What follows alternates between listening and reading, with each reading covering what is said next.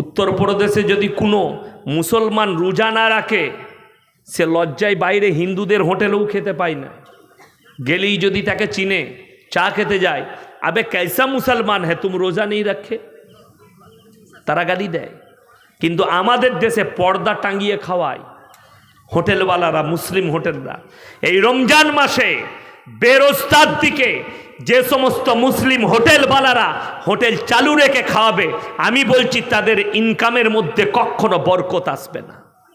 Hotel বন্ধ রাখো রমজান মাসে যদি ব্যবসায়ী বরকত চাও। আর বড় কষ্ট এটাই। আর আপনি বলছেন ফতোয়া আনবো, তারাবি পড়িয়ে পয়সা দেওয়া যাবে কিনা? সামান্য বলে দিই, এই লকডাউনে জানেন কত গরিব মৌলবি টোটো চালাতে লেগেছে, কাজে চলে গেছে, কেউ খোঁজ নেয়নি। লকডাউনে অনেক মৌলবি আদায় করতে এসছে মাদ্রাসার, নিজের বেতনটা বেচারা তুলবে, তাতে গ্রামের লোক বলেছে এই মাদ্রাসা বন্ধ, এখন কিসের আদায়? তার আদার্স কোনো ইনকাম নাই, বেচারা মাদ্রাসার বেতনে সংসার চলে। গরিবের ছেলে, এতিমের ছেলে। আপনি ভাবতে পারেন আপনি কি প্রশ্ন করেছেন তাকে, আপনি কি ভেবেছেন তাকে? যাই হোক, আল্লাহ মাফ করুক। হকটাকে চিনতে শিখুন, উলামাদের টাচে আসুন। যদি সমাজকে বাঁচাতে চান, সমাজ গঠন করতে চান, কষ্ট অন্য কোথাও লাগে না। আমাদের মতো মৌলবীকে রাস্তায় বলে হুজুর ভালোবাসা, ভালো লাগে। মসজিদে কতগুলো ছেলে যে গেল, হুজুর সেলফি লুব, লাও সেলফি লিচ্ছে, সেলফি লিচ্ছে আমার, ভালোবাসকে আমাকে, জলসা শুনে আমার, কিন্তু মাথার চুল কাটে শুয়োরের মাথার। কষ্ট তো ওই জায়গায়। এ ঠিক বলছি না ভুল বলছি?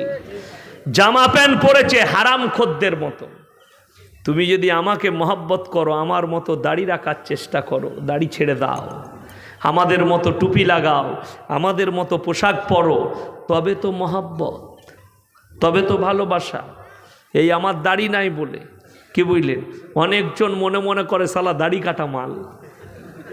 আমি সেদিনে দেখলাম মুর্শিদাবাদের, আমাকে একজন ভিডিও পাঠাইছে, আমাকে আর আমার আব্বাজিকে খুব গালি দিয়েছে একটা বক্তা। আমি দোয়া করেছি আল্লাহ তাকে হিদায়েত দে।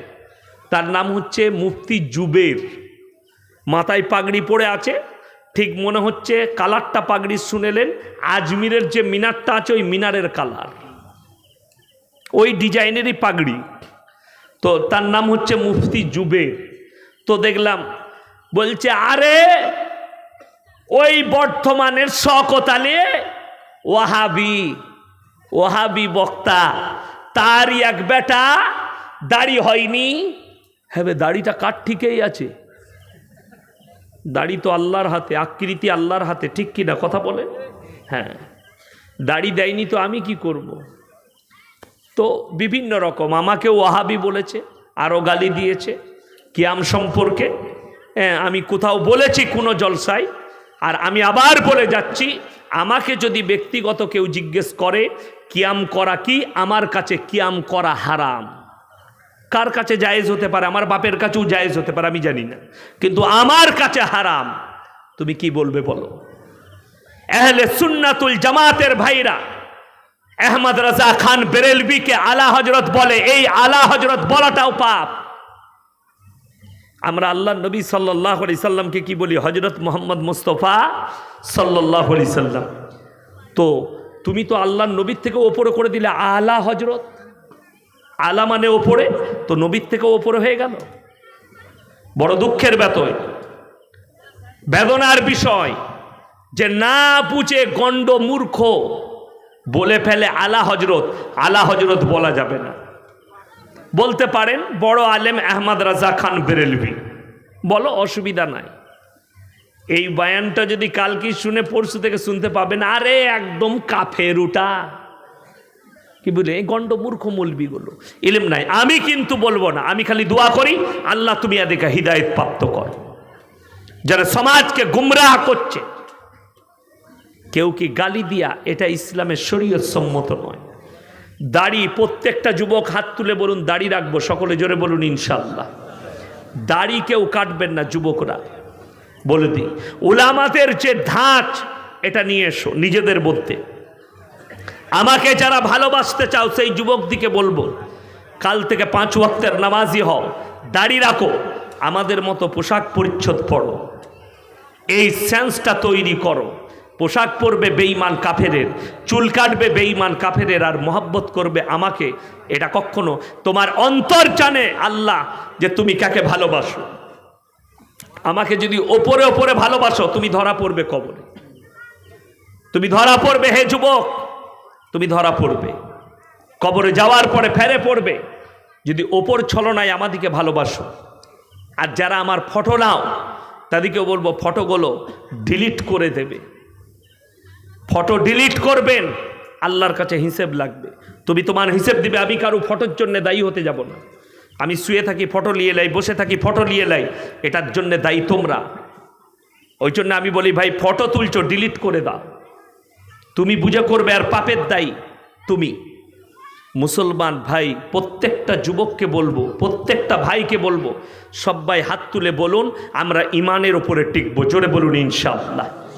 বেঈমানের চাকা আল্লাহ বেঈমানের ওপর দিকে ঘুরিয়ে দেবে, আপনার চিন্তার কিছু বিষয় নেই। আপনি ভাবছেন ভারত থেকে আমাদেরকে তাড়িয়ে দেবে? আসামের মাদ্রাসাগুলো হিমন্ত বিশ্ব শর্মা বলেছে 600 মাদ্রাসাকে ভেঙে দেবো। ভয়ের কিছু নেই। তুমি যদি মনে করো মাদ্রাসা ভেঙে দিনকে মিটিয়ে দেবো, আল্লাহর কসম পারবে না। আমরা ঘরেতে তালিম দেবো, ঠিক কিনা কথা বলে? প্রত্যেকটা গ্রামে আলেম উলামা আছে না নাই? তারা তার গ্রামে তালিম দিবে, তার বাড়িতে তালিম দিবে, কিন্তু দিন ইসলামকে মিটানো তোমাদের পক্ষে সম্ভব নয়। আর যদি মনে করো ভারত থেকে ইসলামকে মিটাবো, যে অন্ধ ভক্তরা স্বপ্ন দেখছো, তাদেরকে বলবো 40 কোটি মুসলমানকে হাতিয়া করতে হবে, হত্যা করতে হবে, তারপরে ইসলাম মিটাতে পারবে। অনেকজন বলবে 40 কোটি কি করে হলো? সে তো বুঝতেই পারছি। আমার বাপ শুনেছে 19%, আমি শুনছি 19%, আমার মেয়ে শুনছে 19%। আমি খালি চিন্তা করি সবই আমরা 19%, ছোট থেকে জন্মর পর থেকে 19% শুনে আসছি। আবার তোরাই বলছিস মুসলমান 5 বাচ্চা লেতে হ্যাঁ, তাহলে মালগুলো গেল কোথাবে? কথাটা বুঝতে পারেননি? ধোকা, প্রতারণা, মুসলমান দিকে কমজোর করা। আর এটার জন্য দায়ী আপনি খুদ নিজে, এটার জন্য খুদ নিজে দায়ী। মুসলমান ইসলাম প্রচার হয়েছে আখলাক চরিত্রের দ্বারা, হিংসা বিদ্বেষের দ্বারা নয়। আর আপনি চাইছেন হিংসা বিদ্বেষের দ্বারা ইসলাম প্রচার করব, এটার দ্বারা কখনো ইসলাম প্রচার হবে না। আপনার আখলাক আর চরিত্র নিয়ে আসুন, ইসলাম প্রচার হবে। আমার ফেসবুকে 18 থেকে 20,000 জলসা ছুটছে। আমি অনেক জলসাই বলেছি, আজকে আবার আমি আপনাদেরকে বলে যাচ্ছি। বিশ্বাস করুন, প্রত্যেক দিন সপ্তাহে 50 থেকে 60টা, খালি 100টার মতো হিন্দু যুবক ভাইয়ের ফোন আসে, হিন্দু ভাইয়ের ফোন আসে। সেদিন আমাকে দীঘা থেকে ফোন করেছে একজন ব্রাহ্মণদের ছেলে। স্যার, আমি সালাম দিয়েছি, সে উত্তরও দিল, দিয়ে বলল স্যার আমি ব্রাহ্মণদের ছেলে, আমি আপনাকে বড় রেসপেক্ট করি, সম্মান করি, আপনার প্রত্যেকটা জলসা শুনি, আমি পুজো পাঠ করি, কিন্তু সত্যি বলছি আপনার কথাগুলো দিলে দাগ কেটে যায়। আমি তাকে দোয়া দিলাম, আল্লাহ তোমাকে ইসলামের জন্য কবুল করুক। জোরে বলুন আল্লাহুম্মা আমিন। আমার ভাই, আমি কি বলি, আজকে আবার বলে যাচ্ছি, মুসলমান ভাই, তোমার জন্য যে কোনো হিন্দুদের অনুষ্ঠানে যোগদান করা শরীয়ত সম্মত হারাম। আপনি অবাক হবেন, এই বীরভূম ডিস্ট্রিক্টের মাটিতে বোলপুরের কাছে প্রান্তিক আছে, প্রান্তিক নেই বোলপুরের পাশে, প্রান্তিকে সব থেকে বড় হোলি উৎসব হয় প্রান্তিকে, ঠিক কিনা কথা বলে? যুবকরা জানে, যুবতীরা জানে, যারা স্কুল কলেজ পড়ুয়া আছে। হাজার হাজার মুসলমান যুবক যুবতী বর্ধমান থেকে, কলকাতা থেকে, বিভিন্ন জেলা থেকে, বীরভূম ডিস্ট্রিক্ট থেকে তারা সেখানে হাজিরি দেয়, আর সেখানে হোলি উৎসবে তারা যোগদান করে মুসলমান যুবক যুবতীরা। আমি যদি আজকে বলে যাই, কালকে মিডিয়ায় শুনতে পাবেন কিছু শিক্ষিত যুবক, কিছু শিক্ষিত মুসলমান, তারা আমার মতো মৌলবীকে বলবে এরা হিন্দু আর মুসলিমের মধ্যে বিভেদ সৃষ্টি করছে। না, তুমি আমার বক্তব্যকে পরিপূর্ণ শুনোনি, তাই তোমার মনে হয়েছে আমার এক একটা জলসাকে খুলে দেখো, আমি কোনো ধর্ম সম্পর্কে টিপ্পনি করিনি, কারু দেবদেবীকে গালি দিইনি। কেউ যদি একটা বার করতে পারেন যে কারু দেবদেবীকে গালি দিয়েছি, আমি এখান থেকে মৌলবি শওকতের বেটা জুতোর মালা পরে বাড়ি যাব। একটা